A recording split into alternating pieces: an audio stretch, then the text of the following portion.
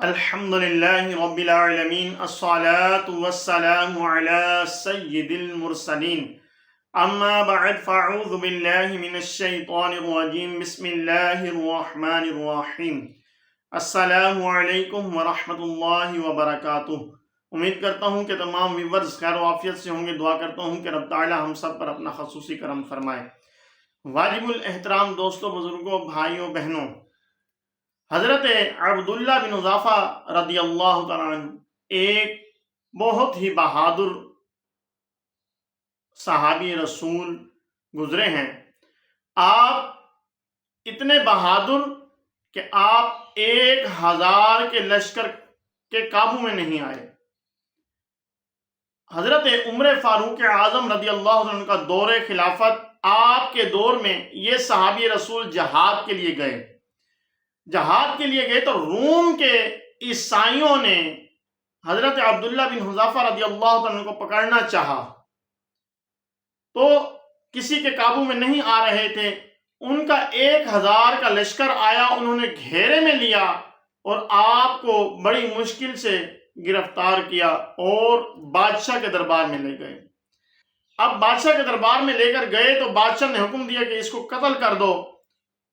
تو جو وزیر تھا وہ کہنے لگا، بادشاہ سلامت، یہ بندہ بڑے کام کا ہے، اگر یہ ہمارے قابو آ جاتا ہے، ہماری فوج میں شامل ہو جاتا ہے تو ہمیں ایک بہت ہی زبردست جرنیل مل جائے گا۔ تو بادشاہ نے کہا کہ کیا خوبی ہے اس میں؟ وزیر نے بتایا کہ ہم 1000 کا لشکر 1000 کی تعداد میں ہوتے ہوئے بھی اس کو قابو نہیں کر پا رہے تھے۔ اتنا دلیر ہے، اتنا جنگجو ہے، اتنا طاقتور ہے، اگر یہ ہماری فوج میں آ جاتا ہے تو ہمیں بہت فائدہ ہوگا۔ بادشاہ نے کہا کہ یہ تو کوئی بات ہی نہیں، یہ کوئی بات ہی نہیں، کوئی مسئلہ ہی نہیں۔ 2-3 چیزیں ہوتی ہیں، ہم اس کے ذریعے اس کو خرید لیتے ہیں۔ بادشاہ نے کہا، حضرت عبداللہ بن حذافہ رضی اللہ عنہ کو کہنے لگا کہ اگر تم ہماری فوج میں شامل ہو جاؤ اور معاذ اللہ مصطفیٰ صلی اللہ علیہ وسلم کا دین چھوڑ دو تو جتنی رقم تم بولو گے، جتنا مال بولو گے، اتنا میں تمہیں دوں گا۔ حضرت عبداللہ بن حذافہ رضی اللہ عنہ آپ نے فرمایا کہ تم مجھے سمجھے نہیں، اگر میں نے مال و دولت کمانا ہوتا تو میں جہاد کے لیے نہ آتا، میں مدینے میں بیٹھ کر تجارت کرتا اور مال و دولت کماتا۔ میں تو رسول اللہ صلی اللہ علیہ وسلم کی رضا کے لیے آیا ہوں، میں ان کی رضا کے لیے جہاد کرنے آیا ہوں، مجھے مال و دولت سے کوئی غرض نہیں۔ تو اب اس نے بادشاہ نے دوسری چال چلی، کیونکہ انسان اگر بکتا ہے تو یا تو مال پر بک جاتا ہے یا پھر عہدے پر بک جاتا ہے۔ تو بادشاہ نے دوسری چال چلی کہ دیکھو میں بادشاہ ہوں، میرے نیچے جو بھی عہدہ کہو میں تمہیں وہ عہدہ دوں گا، لیکن تم آقا صلی اللہ علیہ وسلم کا دین چھوڑ کر میری فوج میں شامل ہو جاؤ۔ تم کہو تو میں تمہیں وزیر بنا لوں، میں تمہیں مشیر بنا لوں، میں تمہیں گورنر بنا دوں، جو بھی تم عہدہ چاہو میں تمہیں دوں گا۔ تو حضرت عبداللہ بن حذافہ رضی اللہ عنہ آپ نے فرمایا کہ تو نے میرا تعارف نہیں سنا، تو نے میری تعریف نہیں سنی، میں ہوں کیا، میں کون ہوں؟ تو اس نے کہا، بادشاہ نے کہا کہ بتا صاحب کا کیا تعارف ہے؟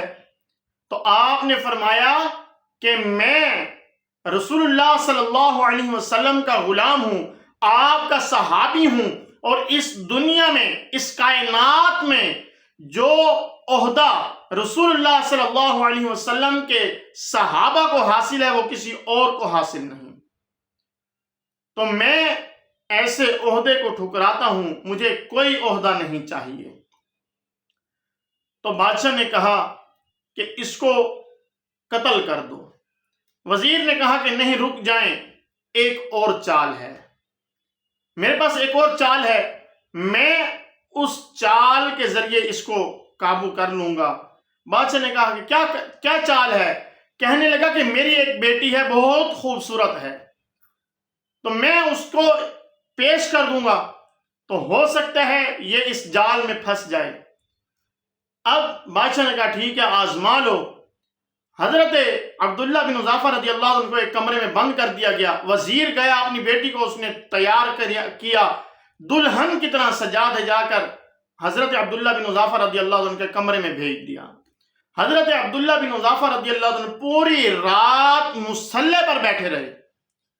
وہ بیوی کہتی ہے کہ میں نے دیکھا کہ پوری رات یہ شخص جو ہے مصلی سے نہیں اٹھا، مصلی اس نے نہیں چھوڑا.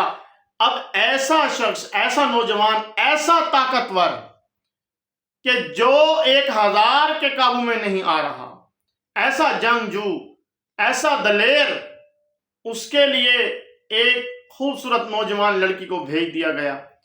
تو پوری رات وہ لڑکی کہتی ہے، وہ بیوی کہتی ہے کہ پوری رات گزر گئی لیکن اس نے نظر اٹھا کر نہیں دیکھا. میں نے کہا کہ جا کر دیکھوں تو صحیح، یہ انسان ہے یا جن ہے، یہ انسان ہے یا فرشتہ ہے. کہتی ہے میں نے ہاتھ لگا کر دیکھا تو کہنے لگا کہ پرے ہٹ جا. میں نے کہا کہ میں نے تو بڑی تعریف سنی ہے، تیرے چرچے سنے، 1000 کے لشکر میں 1000 کے لشکر پر بھاری ہو تم، اور تم بے بس اتنے ہو کہ دلہن بنی ہوئی بیٹھی ہے، ایک بار نظر اٹھا کر نہیں دیکھا.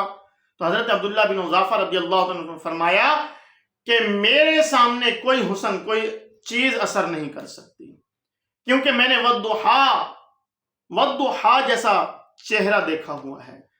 اب اس حسن کے آگے تمام حسن پھیکے ہیں، مجھے کوئی حسن، کوئی چیز مجھ پر اثر نہیں کر سکتی. پرے ہٹ جا، میرے آقا صلی اللہ علیہ وسلم نے مجھے غیر محرم سے دور رہنے کا کہا ہے. تو اب وہ لڑکی کہتی ہے کہ ایسا جذبہ تمہارے پاس کیسے آتا ہے؟ یہ کیف تمہیں کہاں سے ملتا ہے؟ یہ جذبہ کہاں سے ملتا ہے؟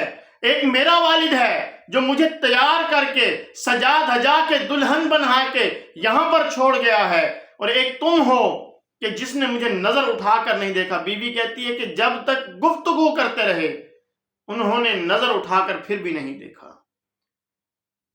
تو حضرت عبداللہ بن حذافہ رضی اللہ عنہ نے فرمایا کہ اگر تم یہ کیف حاصل کرنا چاہتی ہو، یہ جوش، یہ جذبہ حاصل کرنا چاہتی ہو، تو تم بھی مصطفیٰ صلی اللہ علیہ وسلم کا کلمہ پڑھ کر مسلمان ہو جاؤ، تمہیں بھی یہ کیف بھی مل جائے گا، یہ جذبہ بھی مل جائے گا.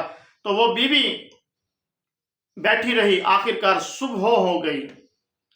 صبح ہوئی تو والد آیا، اس نے دروازہ باہر سے کھولا رزلٹ حاصل کرنے کے لیے. اب بیٹی نقاب اوڑھ کر باہر نکلی تو باپ نے پوچھا کہ کیا بنا؟ تو بیٹی نے کہا کہ پرے ہٹ جا، میں اب مسلمان ہو چکی ہوں، کلمہ پڑھ کر میں رسول اللہ صلی اللہ علیہ وسلم کی اور حضرت بی بی فاطمہ رضی اللہ عنہ کی کنیزوں میں شامل ہو چکی ہوں. تو کیسا باپ ہے کہ جو مجھے استعمال کر رہا تھا میں تجھے باپ کہوں؟ تو میرا باپ نہیں، میں اب رسول اللہ والی ہو چکی ہوں. تو وہ یہ کہتی ہوئی وہاں سے چلی گئی. اب وزیر کی یہ چال بھی نہ چلی، یہ کامیاب بھی نہ ہوئی. اب حضرت عبداللہ بن حذافہ کو باہر لایا گیا. ایک تیل کا کڑھا میں تیل کو فل گرم کیا گیا. اب حضرت عبداللہ بن حذافہ رضی اللہ عنہ کو جلانے کے لیے، اس میں ڈالنے کے لیے لے کر جا رہے ہیں. جب قریب پہنچنے لگے تو حضرت عبداللہ بن حذافہ رضی اللہ عنہ کی آنکھوں میں آنسو جاری ہو گئے، آپ رونے لگے. تو بادشاہ نے کہا کہ شاید یہ ڈر گیا ہے. بادشاہ کہنے لگا دیکھ لے، اب پتہ چلا ہے، آ جا. تو حضرت عبداللہ بن حذافہ رضی اللہ عنہ نے فرمایا کہ تو کافر ہے، تیری سوچ کافروں والی ہے. تو کیا سمجھتا ہے کہ میں ڈر گیا ہوں؟ تیری سوچ کافروں والی ہے. میں تو اس لیے رو رہا ہوں کہ میری تو ایک جان ہے، اگر 1000 جانیں بھی ہوتی تو آقا صلی اللہ علیہ وسلم کے نام پر، آقا صلی اللہ علیہ وسلم کے دین پر قربان کر دیتا. تو واجب الاحترام دوستوں، بزرگوں، بھائیوں، بہنوں، کہ غور کریں، یہ ہے ایمان کا جذبہ، یہ ہے محبت آقا صلی اللہ علیہ وسلم سے، دین اسلام سے. نہ پیسہ معنی رکھتا ہے، جو پکا سچا مسلمان ہے اس کے سامنے نہ پیسہ معنی رکھتا ہے، نہ عہدہ معنی رکھتا ہے، نہ کوئی حسن اس پر اثر کرتا ہے. اگر انسان پکا سچا مسلمان ہو تو پھر وہ ہر چیز کے سامنے ڈٹ جاتا ہے، چاہے وہ کوئی بھی سپر پاور ہو، چاہے وہ کوئی بھی ہو. تو وہ گھبراتا نہیں، وہ ڈٹ جاتا ہے اور یہاں تک کہ اپنی جان اللہ تبارک و تعالیٰ کے سپرد کر دیتا ہے۔ اور یہاں پر حضرت امام احمد رضا خان علیہ رحمت الرحمن بول اٹھے کہ کیا کروں، ایک جان کروں تجھ پر قرباں، ایک جان سے جی نہیں بھرا دو جہاں فدا، کیا کروں کہ دو جہاں نہیں، دو جہاں سے بھی جی نہیں بھرا، کیا کروں کروڑوں جہاں نہیں۔ تو ہمیں چاہیے کہ ہمارے اندر ایسا جذبہ ہو۔ دعا ہے کہ رب تعالی ہمیں تمام مسلمانوں کو یہ جذبہ عطا فرمائے، فلسطین، کشمیر، ان تمام مسلمانوں کی غیب سے مدد فرمائے، ایران کی غیب سے مدد فرمائے، اور اللہ تبارک و تعالی تمام مسلمانوں کے حوصلے بلند فرمائے۔ اسرائیل اور اسرائیل کے حامیوں ناصروں کو اللہ تبارک و تعالی نیست و نابود فرمائے۔ آمین بجاہ النبی الامین صلی اللہ علیہ وسلم۔ السلام علیکم ورحمۃ اللہ وبرکاتہ۔